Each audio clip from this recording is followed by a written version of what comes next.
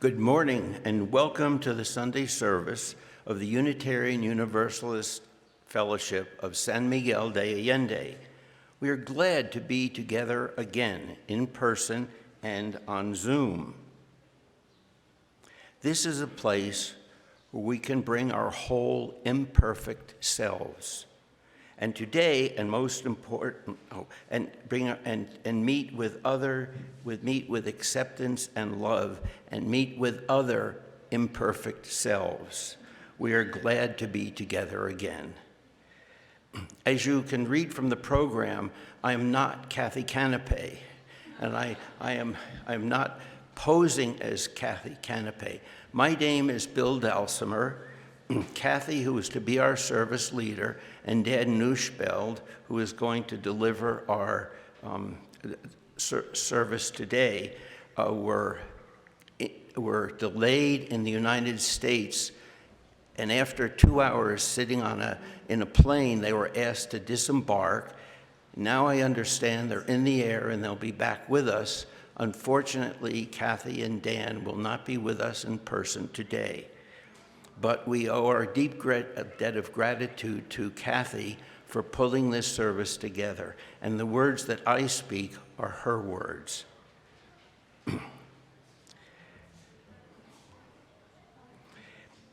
After our service, for those on Zoom are invited to stay connected and visit others in the main room for discussion.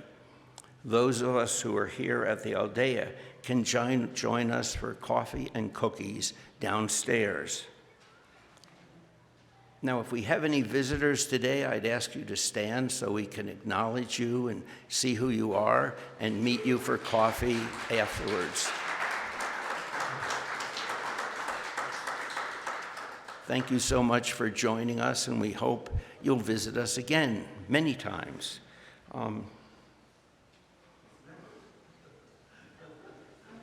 We do record our Sunday services in person, just so you can go to YouTube and type in the UUFSMA to access a great wealth of recordings that we've collected.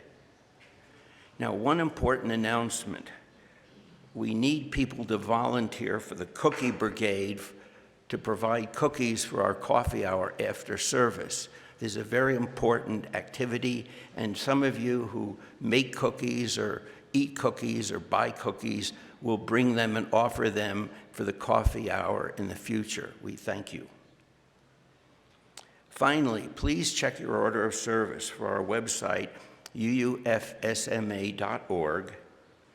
to see the various events sponsored by the fellowship and information on how to become a member. Now, I'd ask Paula to help us light our chalice with these words from Martin Neumoyer. Martin Neumoyer was a prominent Lutheran pastor in Germany. He was a white right-wing anti-Semite and an early supporter of Nazi prosecution of leftists and Jews. His support only changed after Hitler's taking control of Protestant churches. He later felt complicit in the Holocaust, and that the silence of Protestant church leaders, including his own, was particularly egregious because they were in positions of moral authority. He wrote, "First they came for the socialists, and I did not speak out because I was not a socialist. Then they came for the trade unionists, and I did not speak out, for I was not a trade unionist. Then they came for the Jews, and I did not speak out, because I was not a Jew. Then they came for me, and there was no one left to speak for me."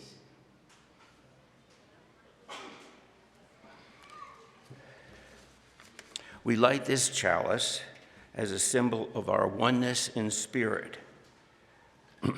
Now let us celebrate our solidarity with all humanity, lifting our voices together in song with the hymn, "We Are Building a New Way."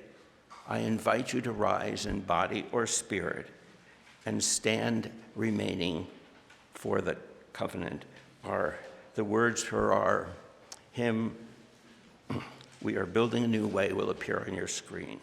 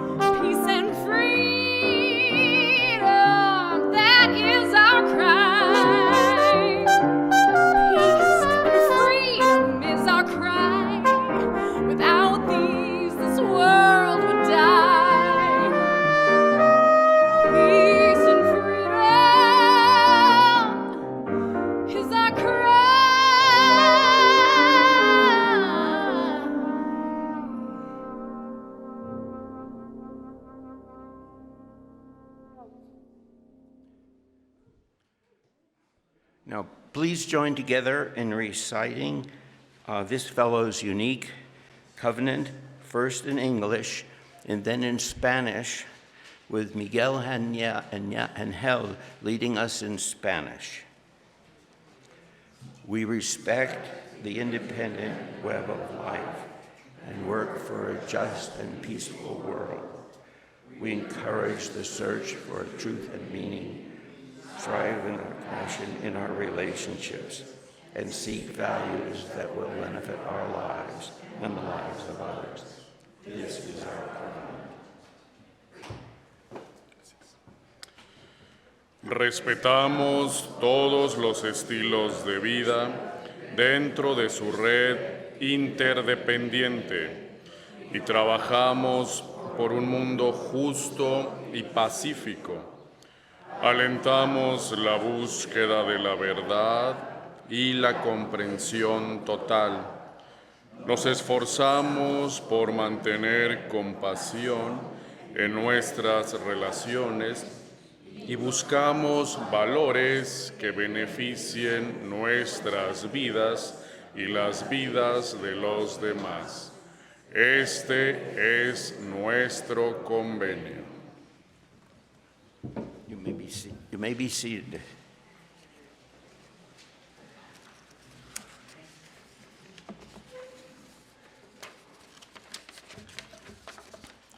Each Sunday at this time, we enter a space of reflection, deep listening, and the sharing of joys and concerns. First, by listening to others who have sent their joys or concerns to our minister, Tom Rosiello. And for those of you joining in Zoom, we invite you to write your joy or concern in your chat box now. During this time, we will hold a reflective silence. Listen to others and to our own inner voices. We send our hopes and good wishes to all. Our first candle is one of joy. Judy Rosenthal is home and doing well and is relieved that she will be able to receive her chemotherapy here in San Miguel. She's not up to having personal visits, but would really welcome hearing from friends by email. Our second is a concern, a deep concern.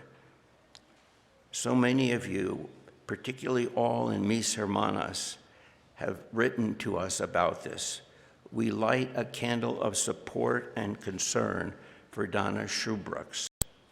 She had extensive spinal surgery this week back in the United States due to a cancer spinal tumor. Tests are being done to determine the right kind of chemo to use for her treatment. We send our positive energy and healing thoughts, love and prayers to Donna as she faces these challenges. Now, I see no joys or concerns entered. Do you? No. No. So we will light one last candle, our blue and yellow candle, for the people in Ukraine and for all those who have been injured, lost their lives, their families, their homes in what is such an unjust and unnecessary war.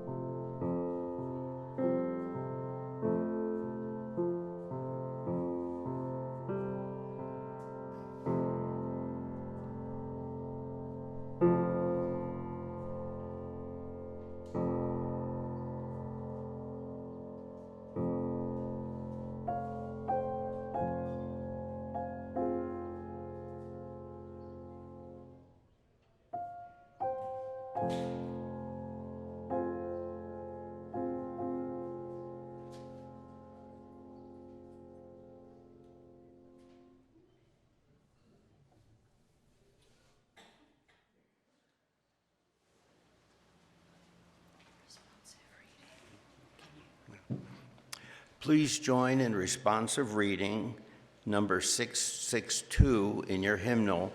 The words will appear on the screen. Strange and Foolish Walls by A. Pal Davies. Cathy, our multi-talented musician, will read the regular script, and those of us will read in the italics, which appear, I believe, in a different color on your screen. This reading is by Reverend A. Powell Davies, who for many years was the acclaimed social activist minister at the All Souls Unitarian Congregation in Washington, D.C. Strange and Foolish Walls. The years of all of us are short, our lives precarious. Our days and nights go hurrying on, and there is scarcely time to do the little that we might. Yet we find time for bitterness, for petty treason and evasion. What can we do to stretch our hearts enough to lose their littleness? Here we are, all of us, all upon this planet, bound together in a common destiny, living our lives between the briefness of the daylight and the dark, kindred in this, each lighted by the same precarious, flickering flame of life. How does it happen that we are not kindred in all things else? How strange and foolish are these walls of separation that divide us.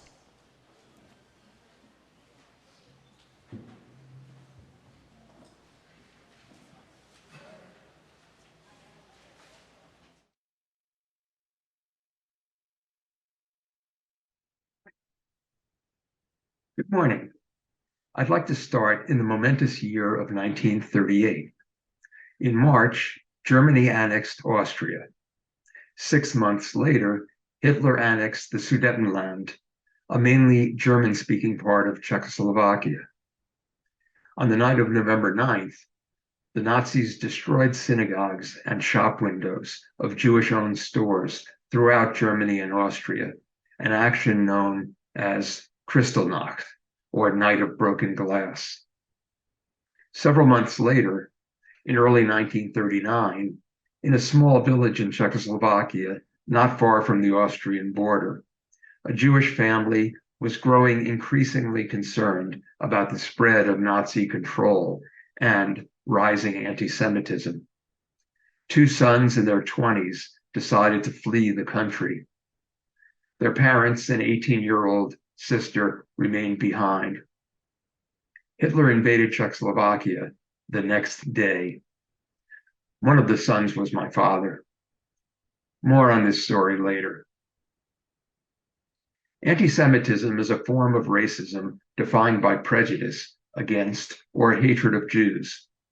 The Holocaust was a state-sponsored persecution and destruction of European Jews by Nazi Germany between 1933 and 1945. Though the Holocaust is history's most extreme example of anti-Semitism, the systematic hatred and oppression of Jews preceded the modern era. Among the most common manifestations of anti-Semitism throughout history were pogroms, violent terrorist riots launched against Jews and frequently encouraged by government authorities. Pogroms were often incited by blood libels, false rumors that Jews used the blood of Christian children for ritual purposes. In feudal societies, Jews were purposely placed as intermediaries between ruling elites and oppressed masses, and were therefore despised by both sides, with few allies. The issue of Jews not being a nationality with a country cast them always as outsiders, denied citizenship, and led to suspicion of nefarious intentions and Jewish cabals. In the 19th century, anti-Semitic political parties were formed in Germany, France, and Austria. Publications such as the Fraudulent Protocols of the Elders of Zion, first published in Russia in 1903, generated support for fake theories of an international Jewish conspiracy. This viciously anti-Semitic publication is today widely available on the internet in dozens of languages. The xenophobic Völkisch movement, made up of German philosophers, scholars, and artists who viewed the Jewish spirit as alien to German Gentiles, shaped a notion of the Jew as non-German. Theorists of racial anthropology provided pseudoscientific backing for this idea, and departments of racial hygiene were established at 20 German universities prior to the Nazis. The Nazi Party, founded in 1919, gave political expression to theories of racism. In part, the Nazis gained popularity by disseminating anti-Jewish propaganda. Millions read Hitler's book Mein Kampf, which called for the removal of Jews from Germany. With the Nazi rise to power in 1933, the party ordered anti-Jewish economic boycotts, staged book burnings, and enacted discriminatory anti-Jewish legislation. In 1935, the Nuremberg laws racially defined Jews by blood and ordered the total separation of so-called Aryans and non-Aryans, thereby legalizing a racist hierarchy.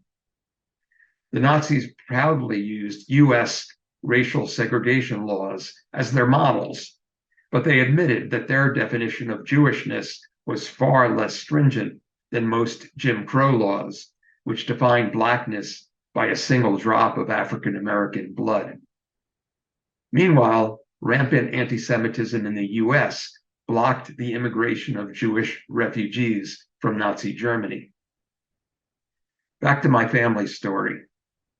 In 1939, after a difficult journey through Southern Europe and across the Mediterranean, my father and uncle found refuge in Palestine. My father joined the British Army and fought in several battles in World War II. After the war, he learned that his parents and sister had been deported to Theresienstadt and then to Auschwitz, where they were murdered. His family's modest property in Czechoslovakia was confiscated by non-Jews. This experience helped motivate my parents to raise me and my brother with the imperative of tikkun olam, the Jewish call to repair a broken world. So what about anti-Semitism today? 78 years have passed since the Holocaust, and anti-Semitism is often treated as an afterthought compared to other forms of racism. But it's still pervasive, and in recent years, anti-Jewish incidents have increased around the world. The Anti-Defamation League and Simon Wiesenthal Center, two leading organizations dedicated to combating anti-Semitism and bigotry, have reported a rise in the number of violent assaults against Jews in the United States, and one of increased anti-Semitic attitudes across Europe. Anti-Semitism continues to be widespread throughout the Arab and Muslim world and elsewhere. At a Unite the Right white supremacist rally in Charlottesville in August 2017, "Jews will not replace us" was a prominent chant. In Pittsburgh, the Tree of Life Synagogue was attacked during Sabbath services in October 2018. In January 2022, 4 people were held hostage at Congregation Beth Israel in Colleyville, Texas. Recently, rap artist Ye, formerly known as Kanye West, spewed anti-Semitic verbiage in several media appearances. These are only a handful of examples. Just last month, the Anti-Defamation League reported in their ongoing audit that anti-Semitic incidents in the US reached an all-time high last year, with 3,697 episodes of assault, harassment, and vandalism. This is the largest number of attacks against Jews in the US recorded by the ADL since this survey began 44 years ago. Jonathan Greenblatt, CEO of the ADL, has recently said, quote, "The American Jewish community has not seen this level of anti-Semitism in mainstream political and public discourse since the 1930s. Sadly, it's only being matched with escalating levels of hate against other minorities too, including Latinos, the disabled, Muslims, African Americans, and the LGBT community. The sum of these signs, people are afraid," unquote. Classic expressions of anti-Semitism include a plot of Jews to take over the world, blame for the crucifixion of Jesus, the association of Jews with the devil, and conspiratorial accusations such as blood libel and poisoning of wells. Recent forms of anti-Semitism include the reappearance of classical expressions, including the depiction of Jews as evil and subhuman, and their cartoon representation as spiders, bloodthirsty vampires, and octopuses, and their quest for world domination and control over the media, economy, government, or other societal institutions. A major manifestation of modern anti-Semitism is the denial and distortion of the Holocaust. Now, some believe that anti-Semitism is also expressed as opposition to policies of the State of Israel, or even challenging Israel's right to exist, including demonization of its people and its leaders, and drawing comparisons of contemporary Israeli policy to that of the Nazis. But others, including myself, think that criticism of the Israeli government or of the philosophy of Zionism may be appropriate and should not be considered anti-Semitism by itself in the absence of discriminatory statements and behaviors toward Jews. According to the group Jewish Voice for Peace, quote, "Anti-Semitism is part of the machinery of division and fear politicians and pundits use to hold on to or expand their power. The same machinery that's used to target people of color, Muslims, Palestinians, and other minority communities. At a time when the dangers of white nationalism, racism, anti-Semitism, and Islamophobia are all too apparent, the need to build safety for all people has never been greater." So, what can we do now as Unitarian Universalists to follow this legacy and confront rising anti-Semitism? Let's first look to those who came before us. Unitarians and Universalists have a long history of participating in interfaith struggle to combat racism in all its forms, starting with many who fought for the abolition of slavery. In 1939, Unitarian minister Waitstill Sharp and his wife Martha were sent by the Unitarian Service Committee to rescue Jews from Nazi-occupied Europe. Risking their lives, they saved hundreds and were recognized posthumously as righteous among nations by Yad Vashem in Jerusalem. In 1965, Reverend James Reeb and Viola Liuso were among many UUs who heeded the call of Martin Luther King Jr. to go to Selma, Alabama, where they were murdered by Klan members.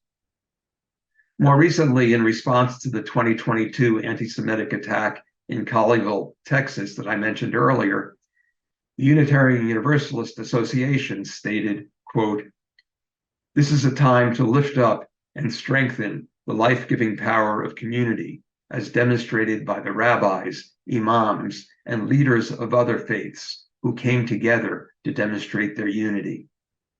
Anti-Semitism is a form of virulent hate that Unitarian Universalists work to dismantle through public witness, education, intolerance of prejudice, and a deep commitment to interfaith solidarity, unquote. In part of a statement of November 2022 entitled Rejecting Anti-Jewish Hate, a Massachusetts UU congregation said, quote, "There has been a disturbing rise in anti-Semitic incidents in Massachusetts, across the country, and in other countries. History has shown us the horribly high cost of allowing such behavior to become normalized. Our own Unitarian Universalist faith compels us to acknowledge, call out, and disavow the growing extremism and hate." So, some of the actions recommended by these UU voices include to acknowledge that anti-Semitism and other forms of racism are deeply present today, to offer public witness against anti-Semitic incidents, to educate at all levels about the history of all forms of racism, to join in interfaith solidarity, and to call out and disavow extremism and hate in all its forms. The Reverend William J. Barber II, who preached at my former UU congregation in Charlotte, has been a national leader in interfaith organizing for social justice.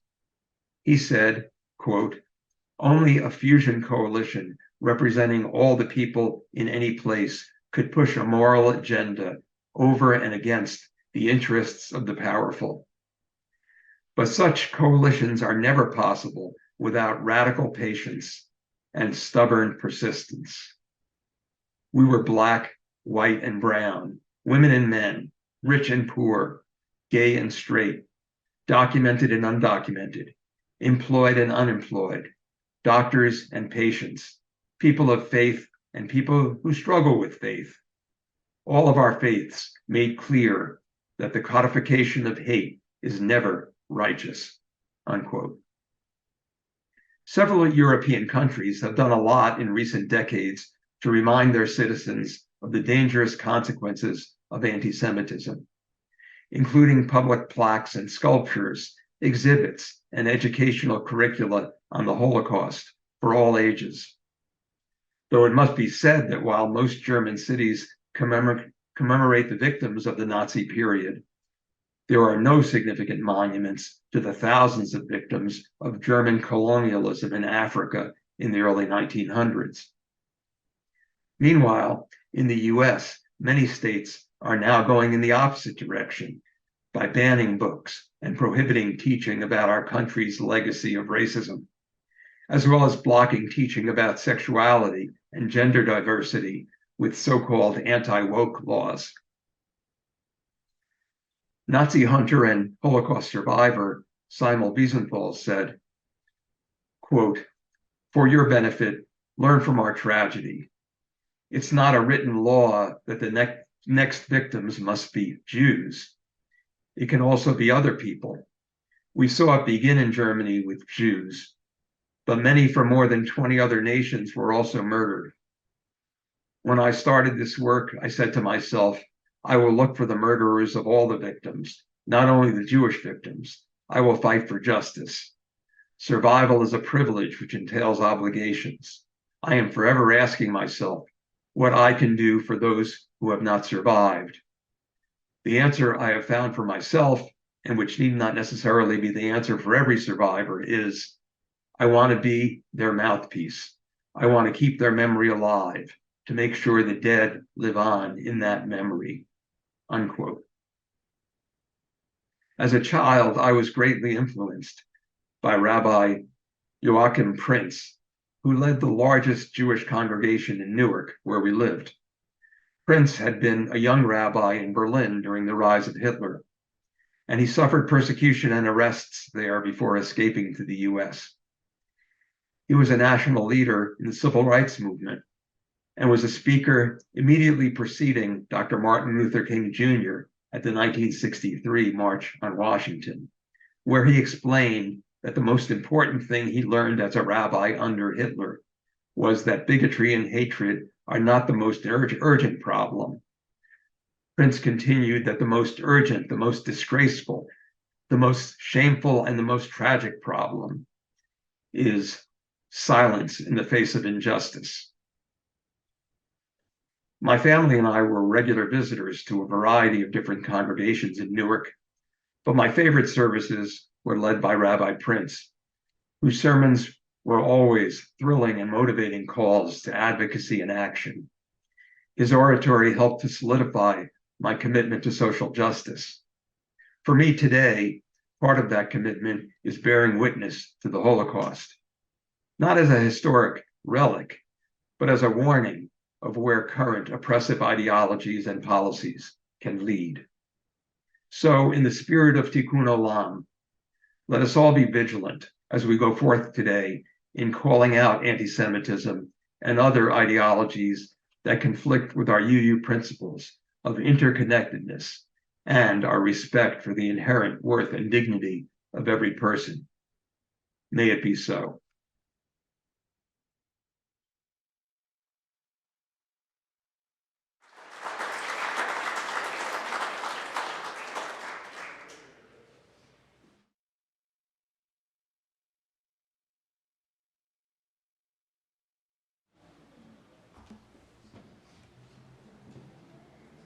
I want to express a personal word of profound appreciation for Dan, my good friend Dan's eloquent history of the oppression that not only was waged by my own country of birth, Germany, but by many other peoples around the world, and now, in our time, seems to be repeated. And as the grandfather of 6 children who are being raised as Jewish Orthodox, I feel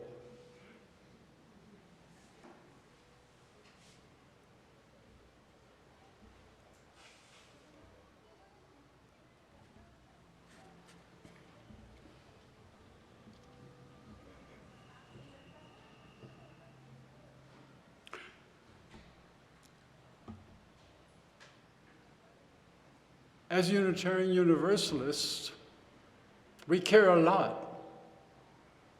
We have a very high priority on social justice and social action.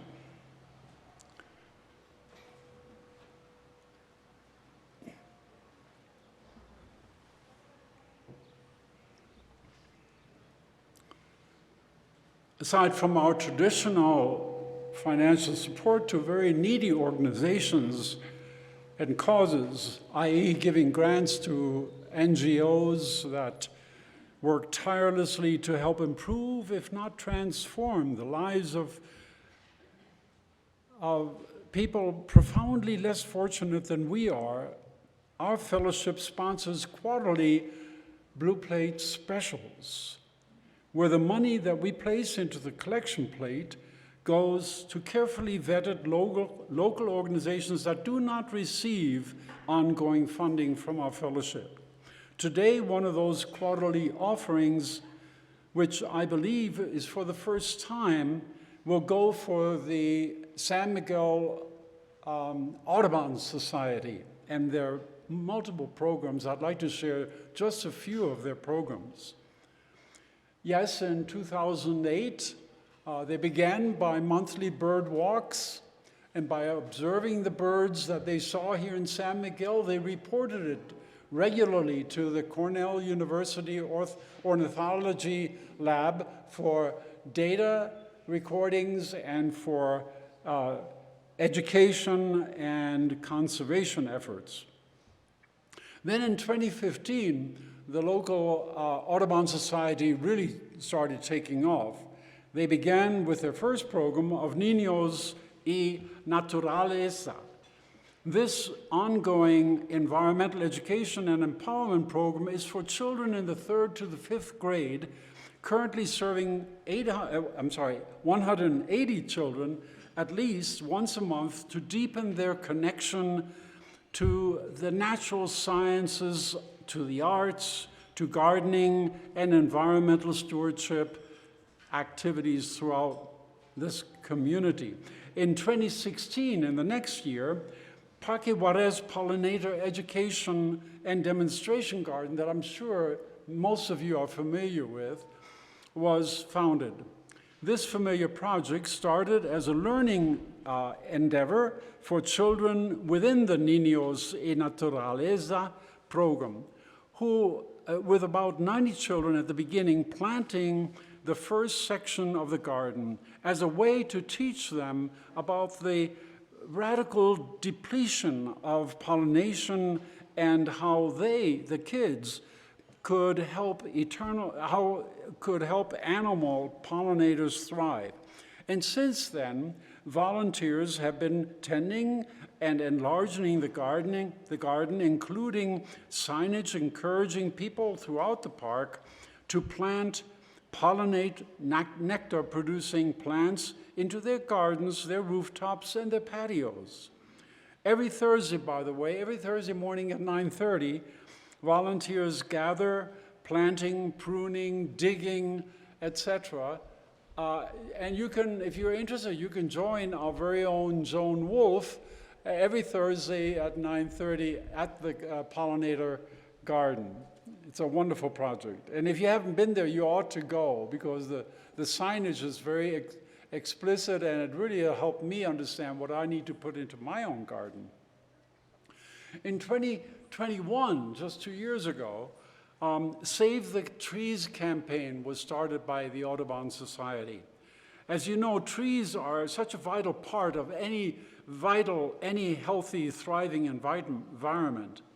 Native trees throughout San Miguel and the state of Guanajuato are suffering from an epidemic of the air plant, Plaxa, commonly referred to as La Plaga, and 2 species of mistletoe. Without intervention, these trees will lose their ability to reproduce and prematurely die. Audubon's Save the Tree program works to save our native trees by removing colonies of La Plaga with mistletoe and removing branches, allowing increased air circulation. Volunteers meet every third weekend at Parque Landeta. And finally, but not at all least, just 1 year ago, the Audubon Society created the Rescatamos la Presa, or Rescue the Presa Allende. In February of 22, Audubon gathered a group of informed citizens and NGOs to form the Rescue the Presa campaign.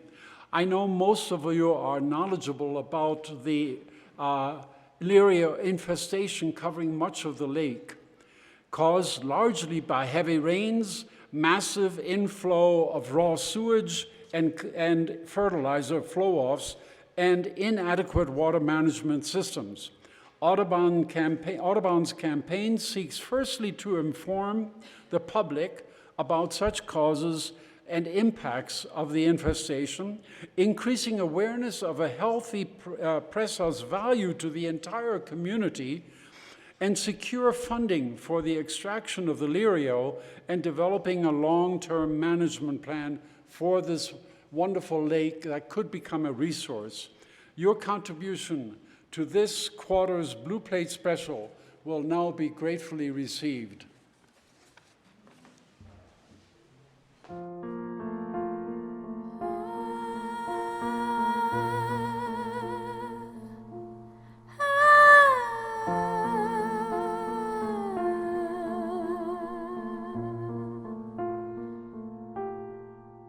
De ti yo recibo, a ti te doy, así como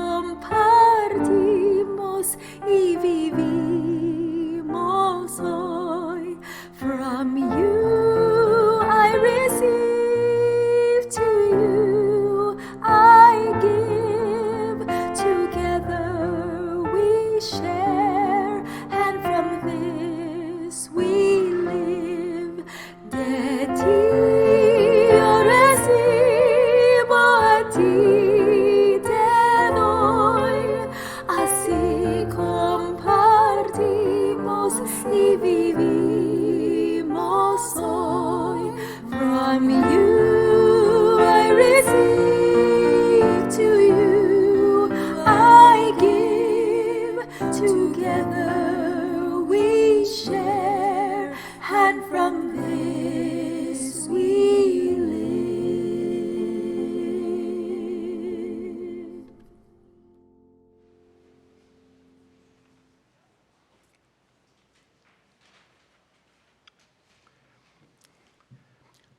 Please join us in singing our closing hymn, The Fire of Commitment.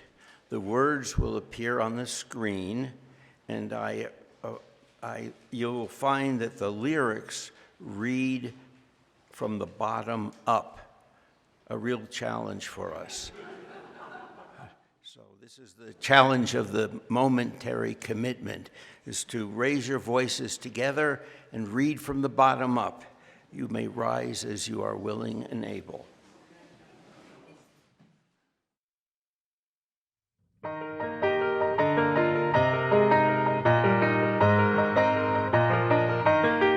From the light of days remembered burns a beacon bright and clear, guiding hands and hearts and spirits into faith set free from fear. When the fire of commitment sets our mind and soul ablaze, when our hunger and our passion meet to call us on our way, when we live with deep assurance of the flame that burns within, then our promise finds fulfillment and our future can begin.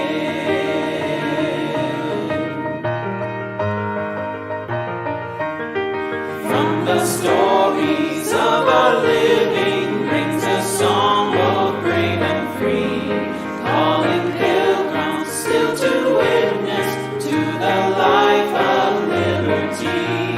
When the fire of commitment sets our mind and soul ablaze, when our hunger and our passion meet to call us on our way, when we live with deep assurance of the flame that burns within, then our promise finds fulfillment and our future can begin.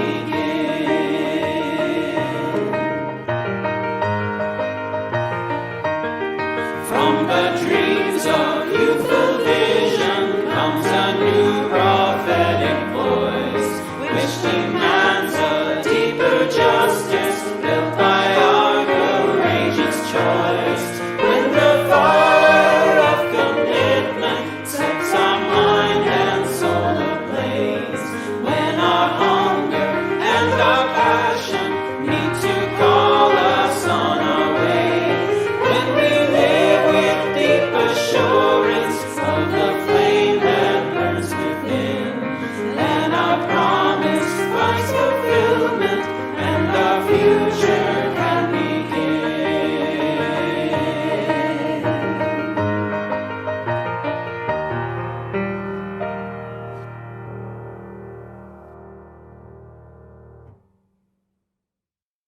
Seated.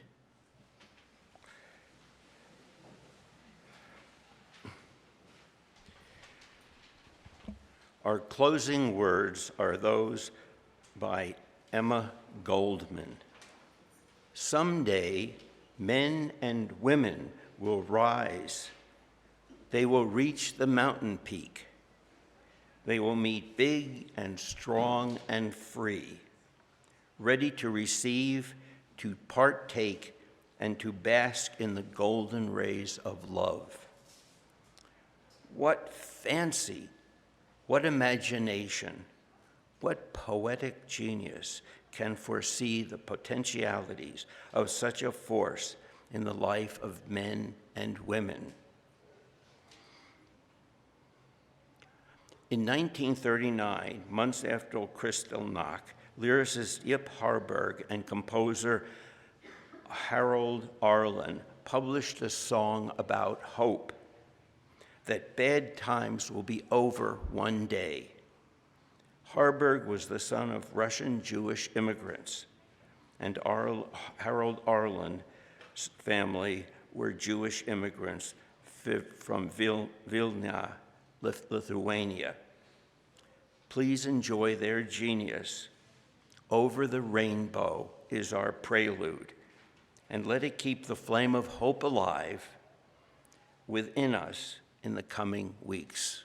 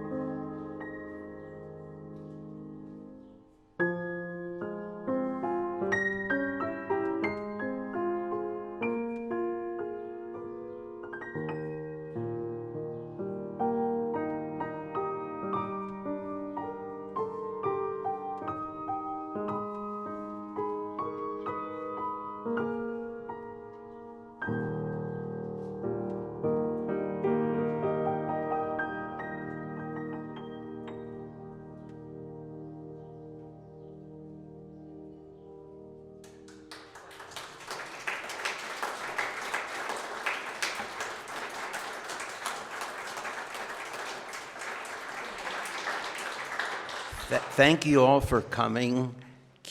Please keep the flame of hope alive. Go in peace.